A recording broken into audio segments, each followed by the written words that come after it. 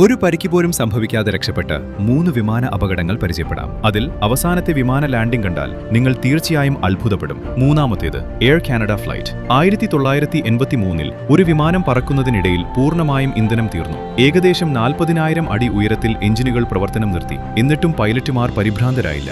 അവർ ഉപേക്ഷിക്കപ്പെട്ട ഒരു military base ലക്ഷ്യമാക്കി പ്ലെയിൻ പറത്തി. എന്നാൽ അവിടെ അപ്പോൾ ഒരു കാർ ഡ്രാഗ് റേസിംഗ് ട്രാക്ക് ആയിരുന്നു. എന്നിരുന്നാലും അവിടെ അവർ സുരക്ഷിതമായി ലാൻഡ് ചെയ്തു. സ്ഫോടനങ്ങളില്ല, പരിക്കുകളില്ല, ഒരു ജീവൻ പോലും നഷ്ടപ്പെട്ടിട്ടുമില്ല. ഈ വിമാനം പിന്നീട് റിപ്പയർ ചെയ്ത് വീണ്ടും വർഷങ്ങളോളം ഉപയോഗിച്ചു. രണ്ടാമത്തേത് ടെക്ക ഫ്ലൈറ്റ്. 1988-ൽ ടെക്ക ഫ്ലൈറ്റ് ഒരു ഭയാനകമായ വെല്ലുവിളി നേരിട്ടു. യൂസിയാനയ്ക്ക് മുകളിലൂടെ ഉണ്ടായ ശക്തമായ ഇടിമിന്നലിൽ 2 എഞ്ചിനുകളും ആകാശത്ത് വെച്ച് ഓഫായി. സമയം തീരെയില്ലായിരുന്നു. അതുകൊണ്ടുതന്നെ അവർ ഫ്ലൈറ്റ് ഗ്ലൈഡ് ചെയ്ത് ഇടുങ്ങിയ പുൽത്തകിടിയിൽ സുഗമമായി ലാൻഡ് ചെയ്തു. ആർക്കും തന്നെ പരിക്കുകളൊന്നുമില്ല.